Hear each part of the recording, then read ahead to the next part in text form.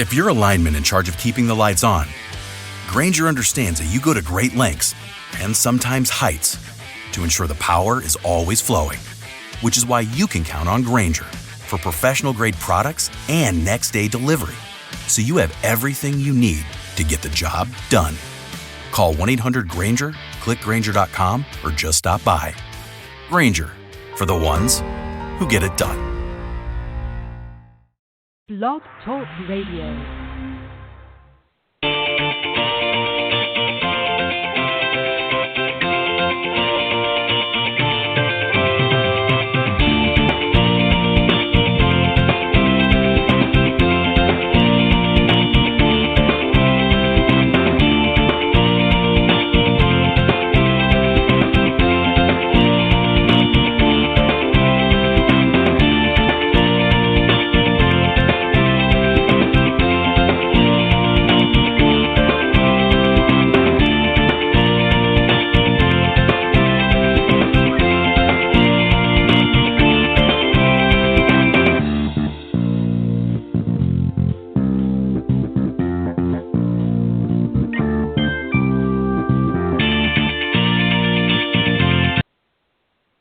All right, good morning, everybody, and welcome to the Women of Golf Show. I'm Ted Odorico, and right alongside, of course, is Legends Tour player and LPGA professional Cindy Miller, and we are the hosts of the Women of Golf Show. Good morning, Cindy, and welcome. Good morning, Ted. How are you doing this morning?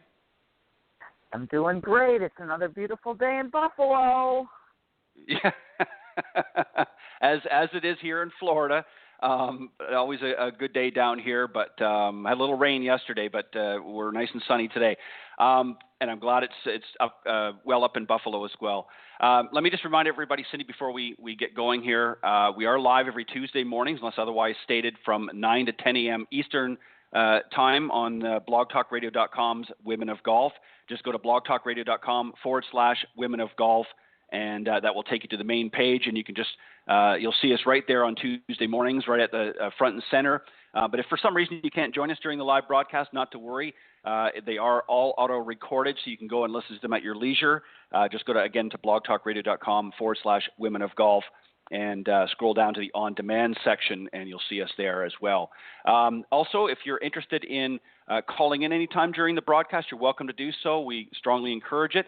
You can reach us at area code 347-945-5855. And if you're in the golf industry and you're interested in coming on to the Women of Golf Show and sharing some of your thoughts and views with our audience, you can reach out to Cindy at cindymillergolf.com, or you can reach out to me as well at ted.golftalklive@gmail.com. Got a great show for you this morning. Cindy, we got a great show. We're going to start off with a discussion here in a few moments with or actually an interview, with LPGA professional Legends Tour player Barbara Mucha. She's going to be joining us here in a few moments. And then a little bit later on, we're going to have a discussion, you and I, and maybe Barbara will have some time to join us, about handicaps, breaking through that glass ceiling and sort of answering some of the questions as to why they haven't changed much, particularly over the last 20 years or so. A lot of people are still struggling with their handicaps, not being able to bring them down very much, but we're going to see if we can maybe shed some light a little bit on that a little bit later on this morning. But lots of great stuff. Cindy, I know we talked last week, you've been busy playing in some different events. Maybe just do a quick recap of some of the events you've been playing in. Well, I was invited to participate in the Wendy's Charity Classic at Jackson Country Club in Jackson, Michigan, where we raised money for the Dave Thomas Adoption Foundation, and then went to the French Lick Resort to play in the Legends Tour Open Championship, and then to Reunion Resort in Orlando, Florida, where I played in the LPGA National Teaching and Club Professional Championship, and then to Boston for the BJ's Charity Classic, which raises money for their BJ's Foundation, which most of the money all goes to kids. And then last week, I had the pleasure of going to Orlando to film what is going to be my online course called the Learn to Hit It course. And I'm going to be selling the Learn to Hit It kit, where you can learn to hit it anywhere, in your backyard, in your living room, your front porch, or your hotel room. Wow, very, very good. So you were down in Orlando shooting that? I was. So soon to be available, hopefully by October, the end of October. Okay, very good. Very good. Well, we'll certainly update, as Cindy, as you let us know, we'll update that and make everybody aware here on the program as well for those that want to reach out and learn how to hit it. And, we could all use a little help with our game. And that's one of the reasons why I wanted to talk a little bit about handicaps a little bit later on in the program because, there's a lot of people there and there really is no one rhyme or reason, but it's sort of a culmination of things. It's a little bit of people are struggling, having difficulty learning for some of the beginners out there, and even some of the seasoned veterans that have been playing this game for a little while. And I'm certainly not talking about the professionals, but some of the folks out there that maybe have been playing for 20, 30 years that are still struggling. We're going to talk about some of the reasons possibly why that may still be happening. But so let me just read, because I know she's got a lot of information here, and I want to read quite a bit of it out. So while we're waiting for Barb, let me just tell the folks a little bit about Barb Mucha before she comes on, and then we'll get right into the discussion when I see her light up here. She's an LPGA professional and Legends Tour player, as I mentioned. She started playing at the age of 9, where she grew up in Parma Heights, Ohio, just outside of Cleveland. Played for Michigan State, where while she was a student there, she won 2 collegiate events and was named Honorable All-American in 1984. She played on what was then the Futures Tour, now the Symetra Tour, where she won 7 times between 85 and 86. That's quite an accomplishment. And then qualified for the LPGA Tour in 87.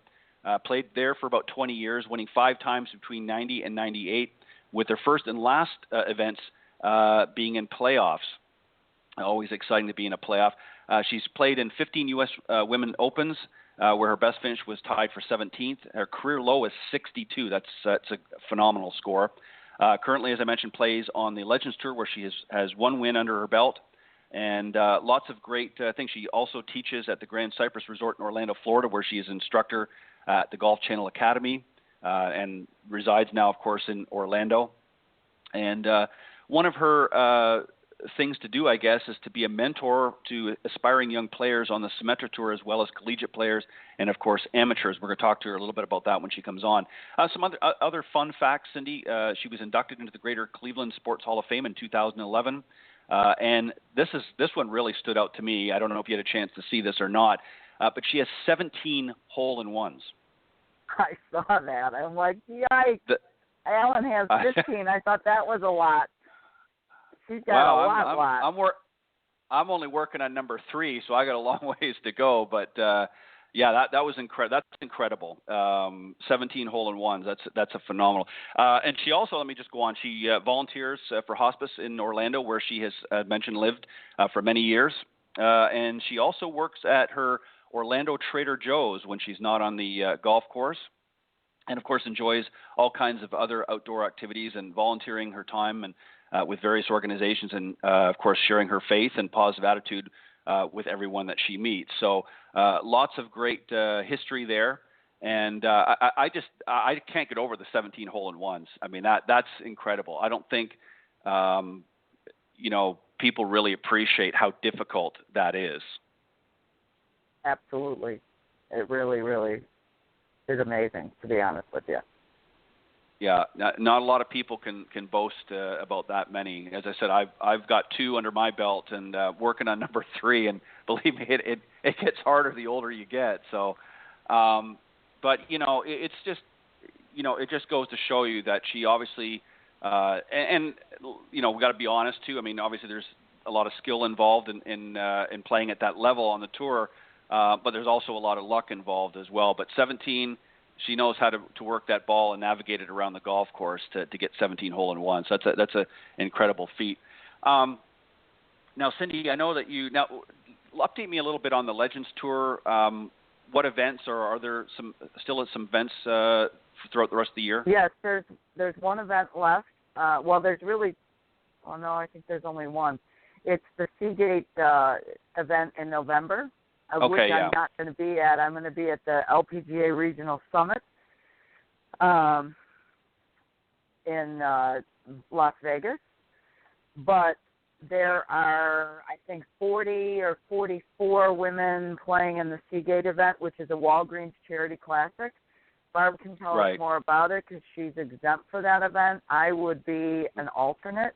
And because I'm the president of the LPGA Teaching and Club Professional Division in the Northeast, I need to go to Vegas to be at that event. So I'm going to take a Pro-Am team and play in the regional stroke play event. Very good. Speaking of Barb, I see that she's ready, and I've already done an introduction of some of her background. So let's just bring her out on the air with us, Cindy. Please welcome our very special guest, Barb Mucha. Good morning. Good morning. How are you guys? We're great. Thank you for joining us. You're welcome.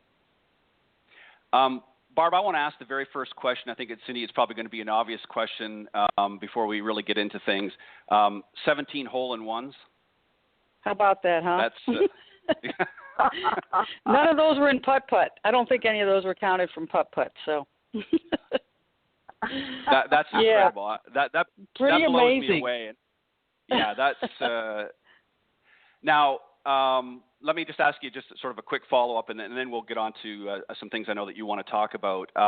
Do you remember every one of them? I probably remember half of them. I wish I would have kept all the golf balls with them, but that probably wouldn't have jogged my memory anyhow. So my first one was April 14th, 1977. I was playing at my public golf course that I grew up on, and it was a hole that we would sled ride on when I was smaller. And I was playing with some guys from the golf team, and I kind of bounced it up the hill, and we're looking for it. I said, don't worry about it. I said, it doesn't matter. And they're like, maybe it's in the hole. I said, it's not in the hole. And we go look, and the guy goes, oh, my God, it's in the hole. So, yeah, that's coming up on 40 years ago. Holy cow. Can't believe it. Oh, my God. Now, do you remember when was your last one? When was your last one, Barb? Let me think here. Excuse me. Trying to think. It probably was, the last one I can really recall was in a Pro-Am in New Jersey. So I bet that was about 6 years ago, I'm thinking. Yeah. I don't think I've had one since then. I can't recall off the top of my head. So. Well, you must be due then. So. Yeah. Now, you got to play to try to get them, though. Right, exactly. Now, I was just asking Cindy, while we were waiting for you to come on air, Barb, about the last event. There is one left on the Legends Tour this year, right? Correct, down at the Seagate in Delray Beach, yeah. Okay. And you're playing in that one? I am, yes. Uh-huh. Very good. Very good. Talk to us a little bit about, I'll start things off, Cindy, and then I'll let you come in. Talk a little bit about junior golf, some of the things that you're doing to help grow the game in junior golf. What types of things have you got going? Was that for me or Cindy? Yeah, I'm sorry. Yes, Barb, that was for you. I'm sorry. Okay.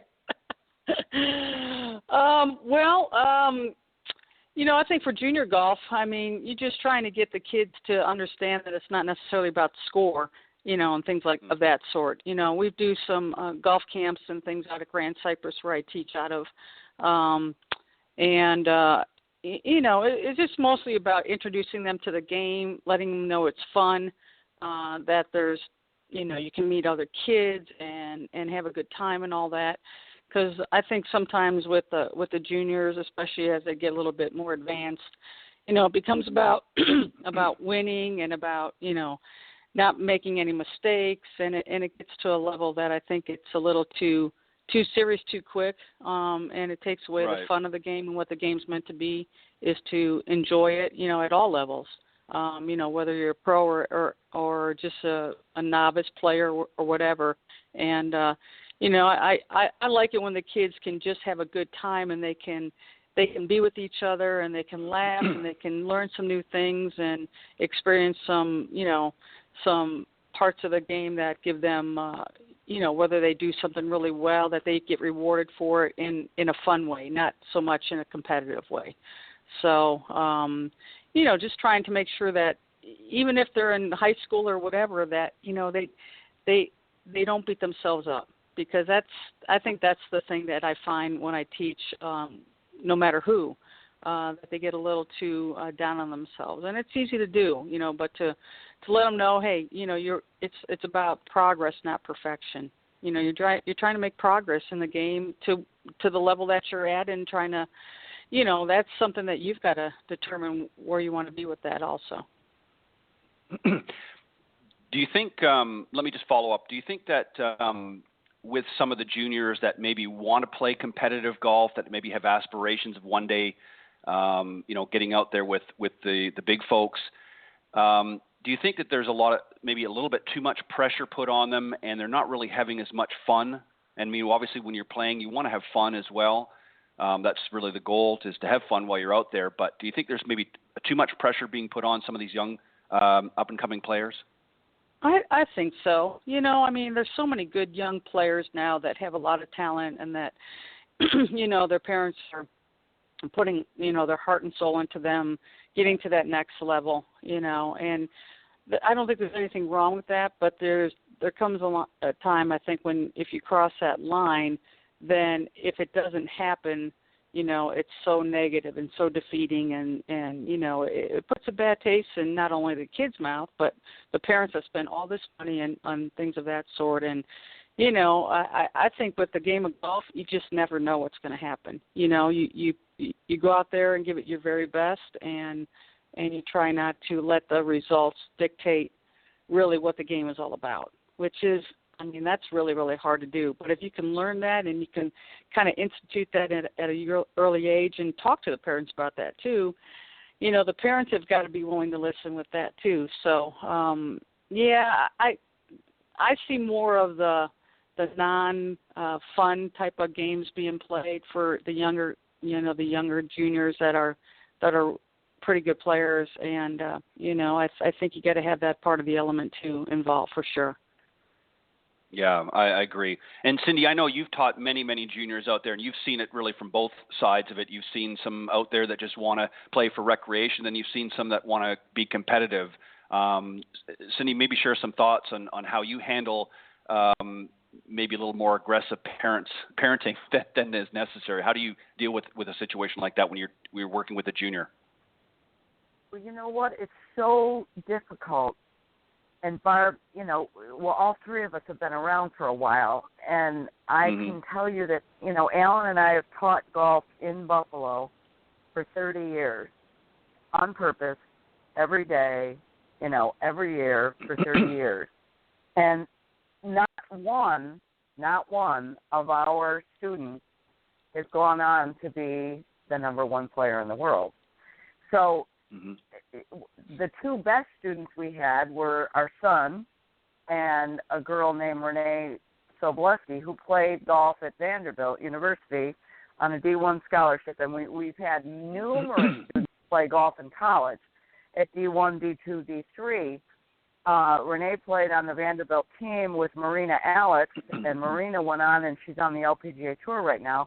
And Renee just didn't want to play on tour and probably wasn't good enough. And our son tried to play on tour, shot 5 under par at Q school, and said, "Mom, I played awesome, and I didn't make it. I'm not good enough."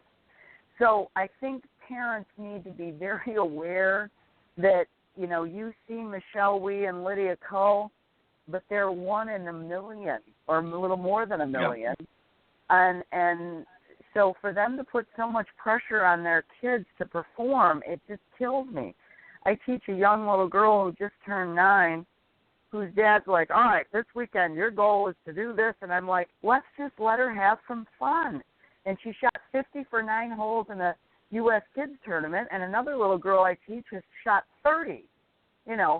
Wow. Well, that little girl that shot 30 in the U.S. kids golf tournament is now a problem child.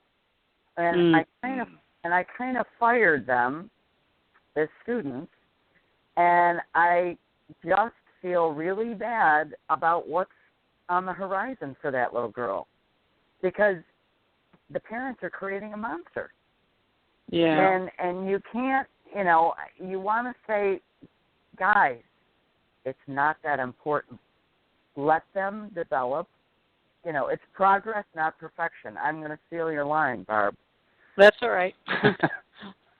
Holy cow. So I just, again, you need to know, Alan had a dad that was like that, the pushy father, who was a control freak. And Alan's Mr. Shy, quiet, wants to sit in the corner and just hit balls by himself and enjoys hitting great shots and doesn't really care what he shoots. I'm like, no, we got a bottom line, So you really need to know the style of the person and the personality and the behavior. Again, it's just so important. And I'm so passionate about it. So give us your thoughts, Barb. What do you think? I'm with you. It's almost like you need to get the kids away from the parents and talk to them by themselves to kind of get an idea of where, do they really want to do this, or is it because they've got to do it or whatever, And it's a very tough thing to kind of sort out with the young generation and stuff. I mean, there's so many great, talented young players out there, but that doesn't necessarily because you're a good young player doesn't mean you're going to be a great professional. I mean, there's correlation, but there really isn't, because it's some of the people that I played with growing up, you would have bet your life on it that they would have made it to tour, and they never did. And then me, I'm coming from a non-golfing family really, and played public golf courses and worked, just kind of went through the steps and kept getting better and better, but there wasn't any shortcuts. There wasn't any expectations on me from my family necessarily, for myself. And, I mean, it's a very interesting game to kind of sort out. There's no real answers to this game, and that's what makes it so interesting to be in it, and then to teach it, and then to try to convey that to people that are looking for your advice and your help along the way. So, I just try to keep it, ask them a lot of questions, not give them the answers or give the answers that I have or whatever. I share that, but I want to know, where are they coming from? What do they see? And, you can kind of get a feel of how they talk about it. And, it's like they take this step and then they're going to take the next step, and then the next step should get them to the next step, and then boom, they should be on tour.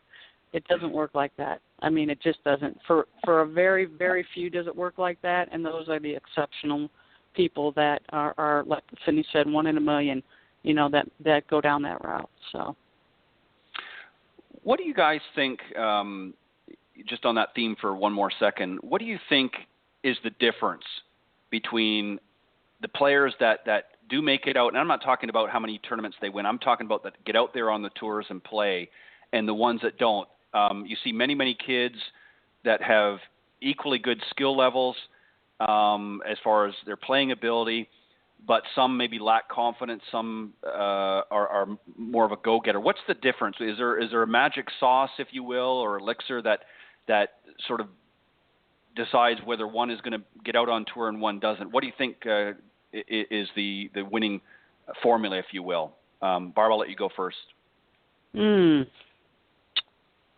Wow. If we had that, we could bottle that, I think, right, Cindy? Yeah. Well, let me clarify Go this. Ahead. Sorry, let me clarify this. I mean, you see players even on the tours today, especially on the men's tour, you see like Luke Donald and others that have phenomenal ball striking abilities, but they're not winning really a lot. And then you see other players that, maybe don't have picture perfect swings. They're certainly good enough to be out there, and they're winning relatively consistent compared to some of these other. How is it for some that are, especially if you look at the juniors that are phenomenal junior players, but they just don't make it out there, and then others, with maybe the same physical abilities, they get out there and just seem to clean up? Yeah, it's I think a lot of it stems from your inner self of confidence, when things are really going bad and you're the only one that you're talking to is you, in those days when you get in your car and you go, oh my gosh, let me sort this out. I mean, it's talent is definitely a huge part of it and a good golf swing, but it's that, I think it's a lot of it is the self-talk and not over-trying. Really just say, my motto when I played a lot of times was, if I got a swing, I got a shot. I don't have to like the shot I got, but I've got a shot, because it's not a game of perfection. It's a game of minimizing your mistakes out there. And, if we think that, if you don't hit it good and, you start off on a bad note, some people are done after 2 or 3 holes after hitting 1 or 2 bad shots, and others are just like, okay, I don't know what this isn't what I envisioned, but I'm going to go out there and I'm going to see if I can't manage it, So it really, I think a lot of it stems between, in our own heads and our attitude that we take and what we're going to do with it. It's that inner quality that, you can't really teach sometimes, and sometimes it's there easier than other days. And the days that it's not, that's when you struggle. But it's like, okay, what do you do? The struggle is really what gets us back to climbing that ladder again, just like anything in life. Sometimes it's the down times that really teach you so much, and it, you pull up from that, and you go on to do some amazing things. I know that, sometimes when I was either sick or something was going on with my family or whatever, that I was distracted, that's when I played my best. Right. Because I didn't really give it that extra. It was kind of like I was just playing the game. I was like hitting the shot and playing the next shot and not even thinking about what I was doing or what it was for or how it was scoring. And it's kind of like that's the place you need to be to see how well you can play.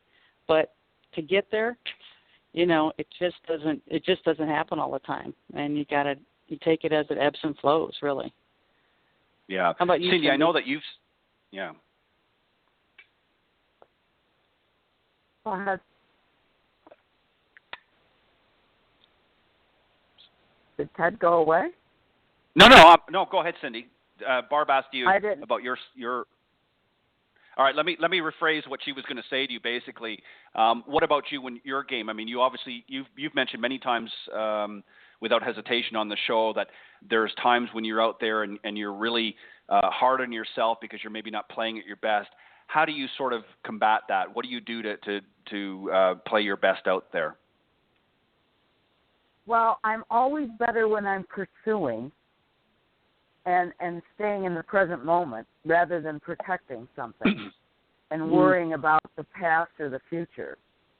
Barb, I think that, and I have not had the playing career that Barb has had. Barb is amazing. And so I'm more interested in finding out about how she stays in the present moment, believes in her own game. I don't believe she puts any added pressure on herself. And I might be putting words in your mouth, but I would like to know, how have you lasted so long? Like you said, your first hole in one was 40 years ago. Mm-hmm. How often do you practice? Do you even hit balls? Not much anymore. It's just kind of crazy. I mean, at this stage of the game, I just want my body to be a little bit more limber and not be quite as sore and stiff. So my goals with everything has kind of changed. But, really, if I look back at my career, I would never in a million years would have thought I would have done as well as I would have done, because I don't have the best golf swing. I don't, but I got to the point where I didn't really care what my golf swing looked like. It's about, can I hit the shots? Can I make the putts? Can I get it up and down? Yes, I can. Is it going to be there all the time? No, but when it is, I'm as good as anybody out there. So, I don't know. I've been blessed for sure, but it really does come from looking back now at my career. I think I could have even done better had I been a little bit less critical of myself and just enjoyed it a little bit more and not worried so much about maybe the outside distractions and the expectations of other people that put on you, whether they're real or fantasy, because everybody's looking at the paper, and when you play good, hey, you're doing great. When you're playing bad, what's going on? Why can't you crack an egg, So if it was just about hitting the ball and finding the ball and hitting it again, it'd be a lot easier. But there's all that static out there that kind of gets in your way sometimes. And I think if you can just put that aside and, just just take the game for what it is and really just play the game, because it's a challenge. Every day that I go down that golf course is a challenge because it's never the same, you know?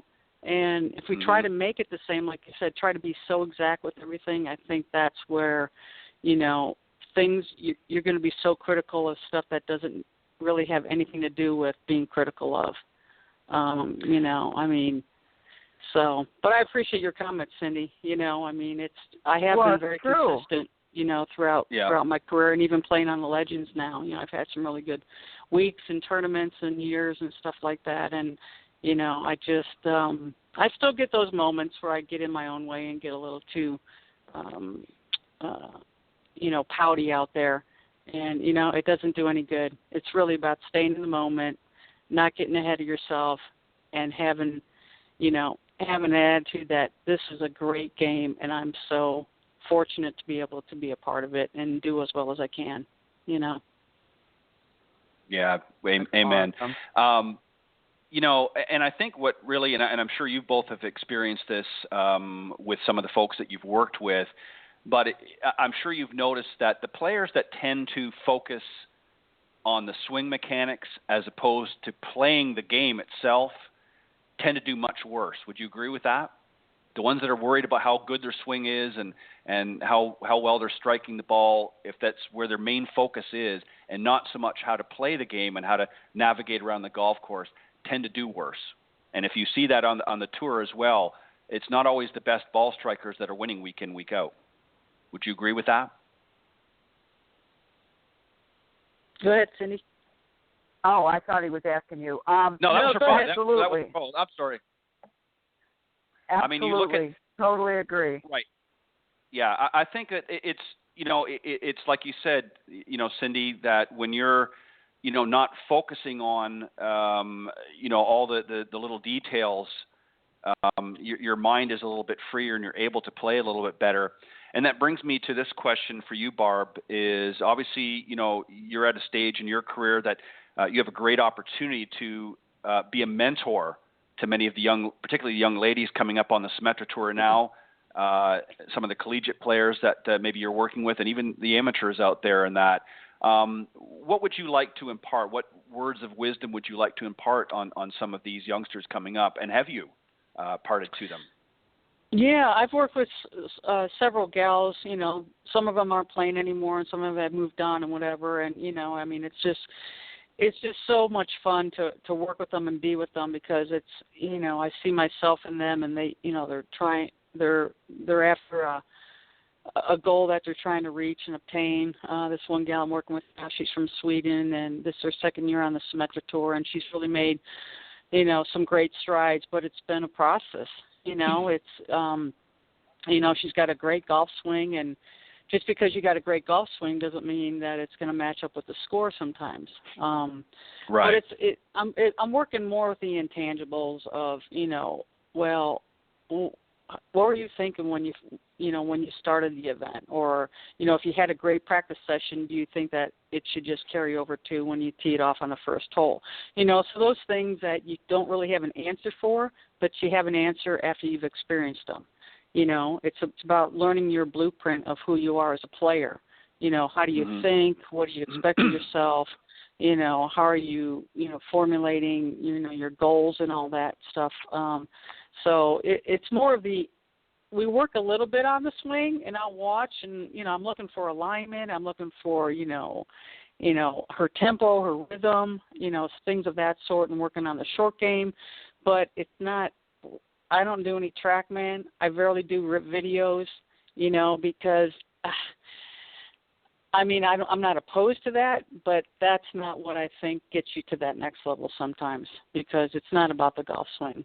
It's about getting that ball in the hole, no matter where you hit it and what you've done, and not letting the last shot dictate how the next hole or the next shot's going to go.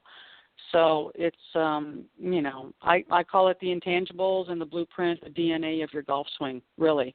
And if you can kind of figure that out, what it is about you that makes you tick, and how you can use that to take the pressure off yourself and to move forward and to, you know, just go play the game, I think you're gonna find that you're gonna have a lot more success doing it that way than working, taking golf lessons, golf swings, and looking at your videos and all that stuff. But some people, that's what makes them tick. If that's how they evaluate themselves, then you can't disown that. You've got to work with that, but you also got to, I think, ask them the questions that they may not have answers to because they've never had the other flip side of that coin. But you got to have both. I mean, you really got to have both in this game to make it work, I think. Right. Well said. Ladies, we're going to move into, and Barb, if you can stay with us for a little bit longer. Yeah, absolutely. Cindy and I are going to have a discussion about handicaps for our second part of the program. And I sort of titled this Handicaps Breaking Through the Glass Ceiling. And I want to just read something very quickly, and then I want both of you, Barb, I'm going to let you as our guest to start first in the discussion, but let me just read this out very quickly, and then I'll pose the thoughts and questions, and then I'll let you go from there. We've seen a lot of changes, as you just point out, in technology and certainly advancements in teaching and coaching techniques, but yet handicaps have remained relatively the same. Why do you think that is, Barb? Wow, I've never really thought of that.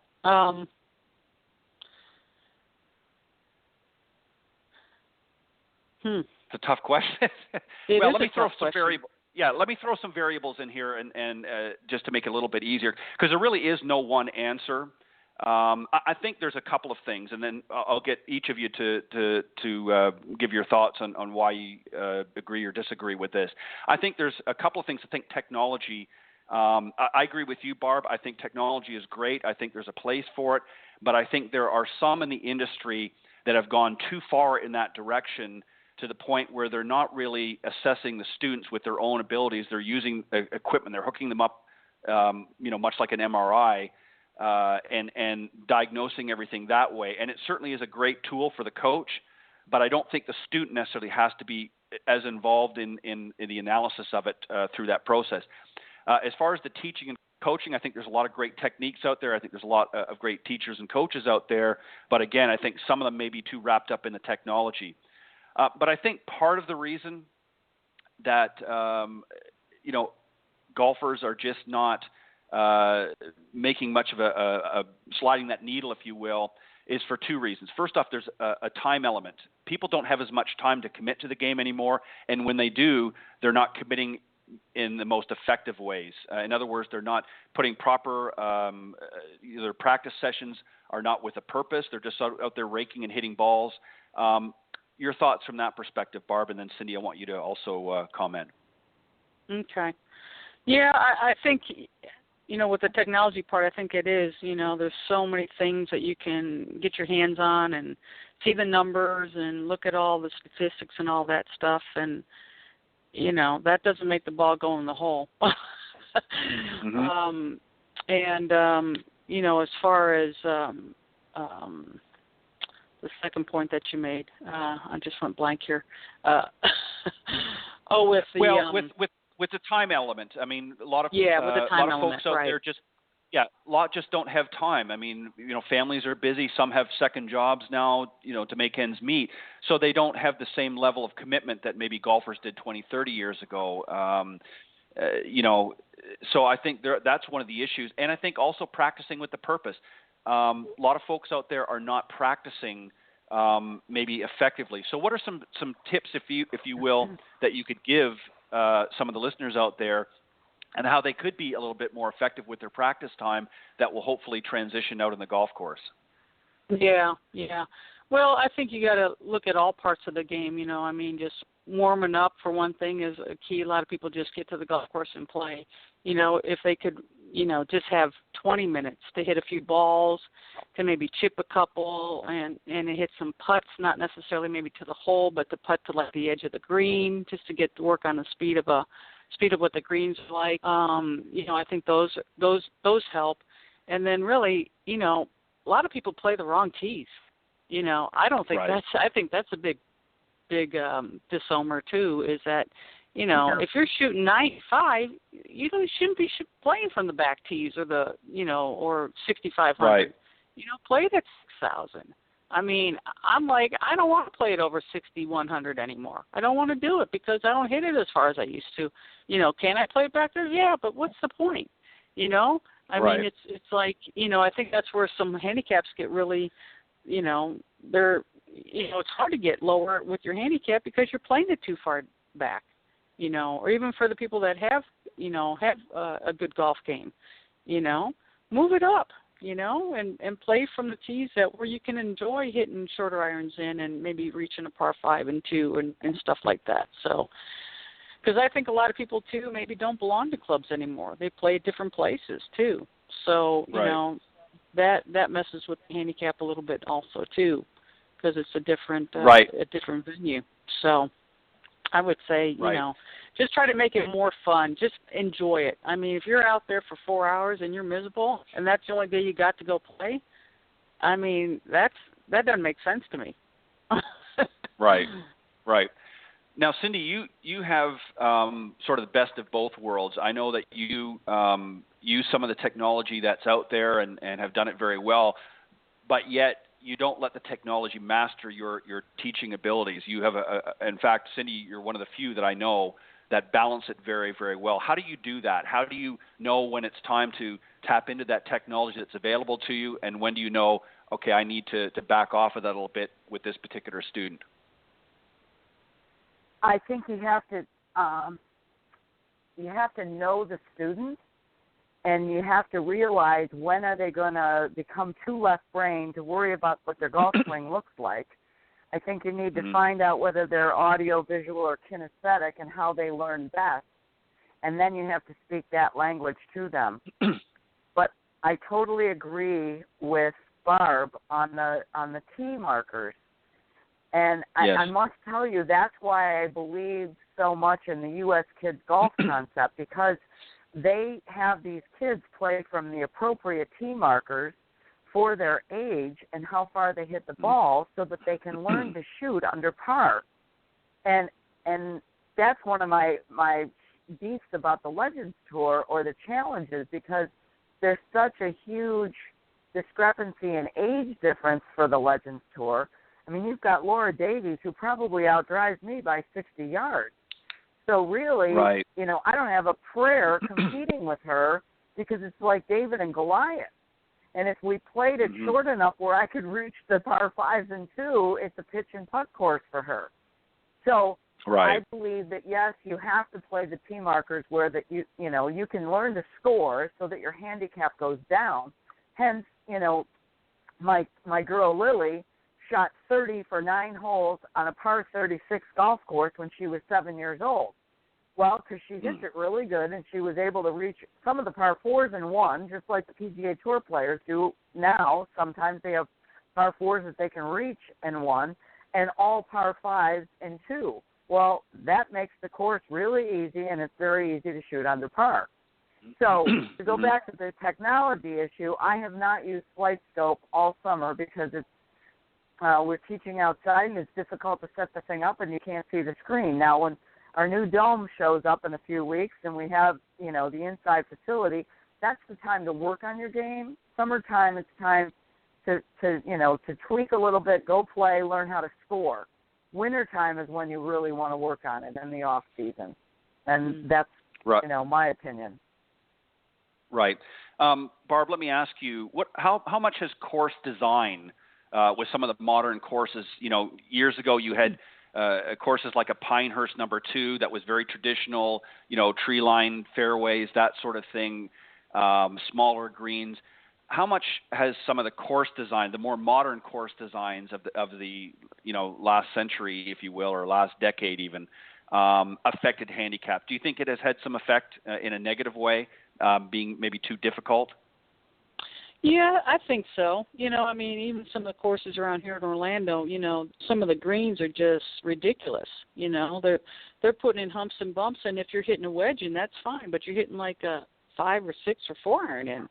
It's like that's not meant for people to hit that kind of shot into a green. And a lot of people that come down here are, you're playing the resort courses and things of that sort, and they should be more friendlier than they are. and they're beautiful and they're manicured real well and all that stuff. But, you don't want to come down here and shoot 100. What fun is that? Right. So I think when they redesign them or they retweak them or whatever, I think they just need to make them a little bit more forgiving and not have the bunkers strategically placed in different areas. They're never going to be championship courses where the men are going to play. You're talking about people that are coming down here on vacation or golf groups or whatever.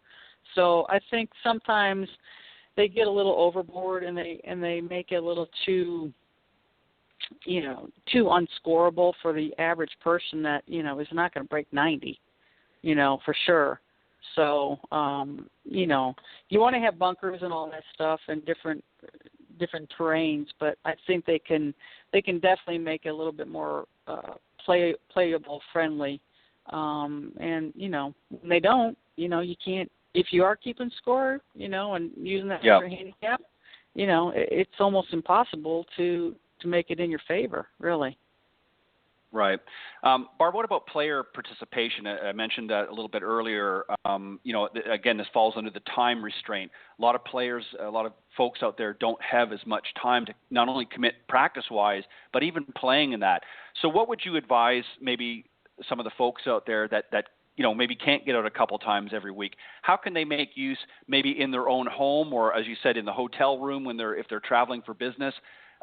Things that they can do. What are some things that they could do to maybe work towards bettering their game that ultimately will help their handicaps go down? Just really even swinging the golf club. I know that if I don't have time to go out and play, this sounds ridiculous, but I've got wiffle balls with me. I'll hit wiffle balls in my yard. I'm like, that takes me back to when I was like 8 years old. Or I'll get a little bucket out and I'll do some chipping from like 30, 40 yards, but it's just connecting. It's getting your mind connected with what you want to try to do, and, if you swing enough, you can eventually get into the right rhythm and the right groove of just swinging a golf club. I've got the leisure to hit some golf. I live on a lake, so I can hit some golf balls in the lake every once in a while too. But, I'll go out and hit some wiffle balls, and I might be out there for 20, 30 minutes. And before long, I'm like, that was a pretty good practice section. And really, the one day, the 1 week before I went and played a tournament, it was raining a lot, and I didn't have time, and it just wasn't working. And that's all I did. I just hit some golf balls, and I played really well. I'm like, well, what's the point of even going to the golf course to practice? But it's I think you gotta find things that motion. It's a golf swing that is a motion swing. It's a tempo swing. It's a rhythm thing. It's a balance. It's a balance sport. So you don't necessarily have to be on a golf course or be at a range to do it. You can. If you got a net, set up a net and hit some balls into the net, and that in that way too, because you can't really see the flight of the golf ball, you're not evaluating everything. You're not disowning, oh, that's another bad shot. What the heck? Why can't I do this? You're just working on rhythm and solid and how does it feel and getting your body to kind of get loosened up. So, sometimes it's better to not even see what the golf ball's doing because then you have nothing to put a negative thought to. So, exactly. Well said. Now, Cindy, you've traveled a lot here lately, as you mentioned earlier in the show, playing in various different events and that. What do you do? Because I know that you don't always have, you're busy teaching and doing other things as well, corporate speaking and stuff. What do you do to prepare when you can't get out on the golf course and or out in the practice tee? Do you do things in the hotel room to work on your game a little bit, maybe some putting or what have you? Or what are things that you do to help warm up? I do some putting, and I practice in my mind a lot, and I think it's not only stretching and getting your body ready, but I think it's also preparing your mind and knowing, how do I go from thinking to not thinking and visualize and picturing shots and how you're going to play a hole, and it's mentally practicing. Yeah, well said. And, I think a lot of it, Barb, you mentioned, just getting out there and doing something, hitting in the net is a great opportunity, because I think you're right. I think a lot of golfers out there, they get out in the practice tee and they're, raking the balls and hitting them out there, and they're watching where they go. And the first thing that goes through their mind is, gosh, I just hit a big old slice, and maybe the next one they've topped it or something. And now they're not really focusing on their timing and their rhythm and just the free flowing motion of the swing. They're thinking about the results all the time. And that, transitions right to the first tee. They're thinking, well, gosh, I don't want to do what I just did on the driving range or on the practice tee out here on the first tee. What do you do? What are some of the thought process, if you will, very quickly, if you can, with some of the students that you're working with? How do you transition them from the range to the first tee? What do you put in their minds as they get ready to go out and play their rounds? Well, I think you're using the practice, the range to warm up on. Really, I remember when I was in college, it was I finally got to the point where it didn't really matter how I hit it on the range, because that's not. You're just loosening up and getting the club swinging into motion. But like Cindy said, you got to engage your mind with it too, because a lot of times your mind is going to override what your body's doing. It's weird how that works, but it really does work that way. And I just go back to the basics. I'll be like, okay, fairways and greens. I don't care if you hit it left on the fairway or right on the fairway. If you hit the fairway, don't be so to where you can't miss the target of where you're trying to aim. Sometimes you got to hit certain parts of the fairway, obviously, but keep it simple. Go back to fairways and greens. Good balance, good rhythm. Make a good decision on your clubs. Don't try to force it. Stay in the present. Be relaxed. All those things that I'm not talking about. Where's your club at the top of the swing? Are your hands cupped? Are they open or whatever? I don't really care. If you can hit fairways and greens, you're probably going to score pretty well. And that doesn't even mean you got to hit it close to the pin. It's almost like let the momentum of the game evolve as you go out there and play. How many times do you hit it perfectly and you hit it close and you don't make anything? And now you're going, what the heck? I'm hitting it 10 feet, and I can't even make a 10-footer for the first 5 holes. So this game is so unpredictable every time you tee it up that, that's what makes it a great game, is that if we knew what we were going to do and how the story was going to be written, then none of us would have the opportunity to walk this journey. But we all keep walking the journey because we don't know what's around the corner, which makes it fascinating, I think. Right, I agree. Absolutely. I've watched players, get on a par 5 and 2 and walk away with a bogey, just because they figure that, or they've got it locked in, and they missed that eagle putt, and the next thing you know, they're coming back from 12 feet on a birdie putt, and it just back and forth. The next they're walking off with a 6, and they scratch their head. And yet on the same token, I've seen other players scratching and digging, and they'll walk away with a par, or sometimes even a birdie on a par 5. And you'd think there's no way in heck they could have just made that, but somehow they managed to put it together. It's because they're not thinking, about every little shot.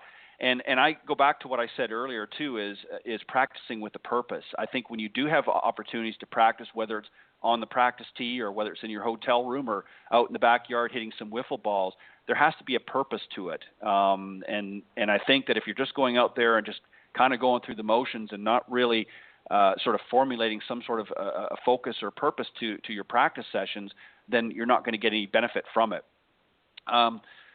Best and worst part of your game, Barb. What do you think over the years has been your strongest part of your game, and what has given you the most difficulties? Probably the best part of my game is I'm pretty straight. I don't hit it offline too often. My drive's usually pretty much, in the fairway almost all the time. That, as well as my short game, around the greens, I tend to hit, figure out a way to get the ball to where I can at least have a chance to make an up and down. Worst part of my game probably would be my longer irons, which now that you get hybrids, that makes it a lot easier. Right.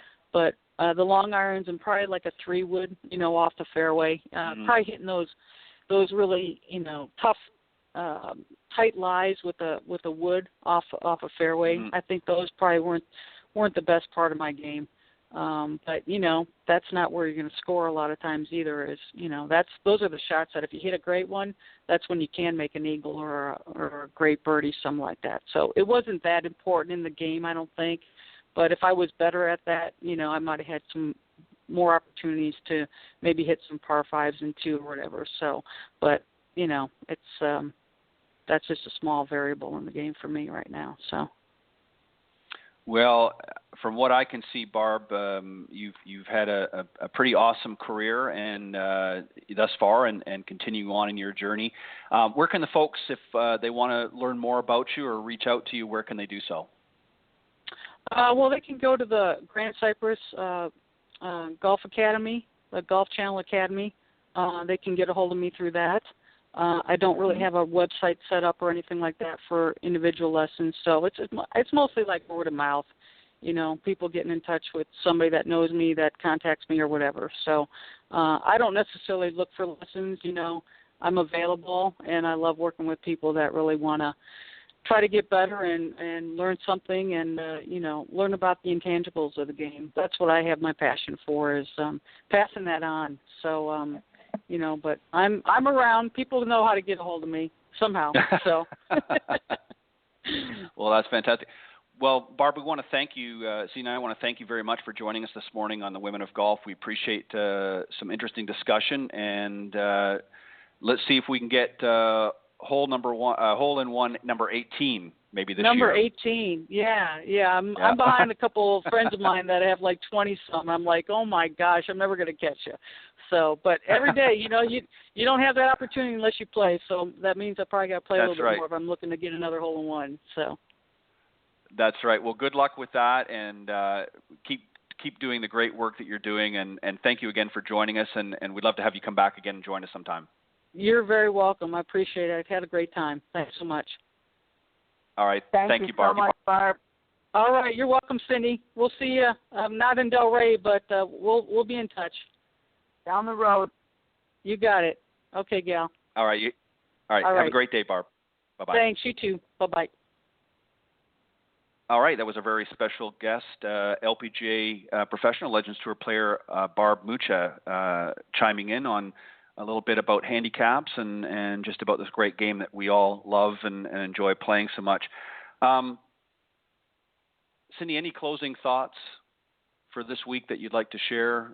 What have you got coming up in the next few weeks as far as tournaments or anything? I know you've got this great program that's going to be coming out here shortly. You're going to keep us posted on that so we can share it with the audience. But any other things that you got working on here in the next couple of weeks? No, I don't. But you know what? I think that Barb hit the nail on the head when she said play the tees that are appropriate for how far you hit it. And it doesn't matter how old you are, play the correct tees. It'll make the game a lot more enjoyable and a lot more fun. Yep, you're exactly right. Well said. Great way to end the segment. Thank you as always, Cindy. Some great conversation. I enjoyed having Barb on and always enjoy working with you on the show. So thank you, everybody, for tuning in this morning to the Women of Golf. We certainly do have a great amount of pleasure and enjoyment of bringing some great guests and some great discussion and conversation to the program each and every week. And we look forward to you joining us next time here in the Women of Golf. God bless everybody and have a great week. Thanks, Cindy. Thanks, Ted. Have a great week. Yeah, you too. Bye-bye. Bye.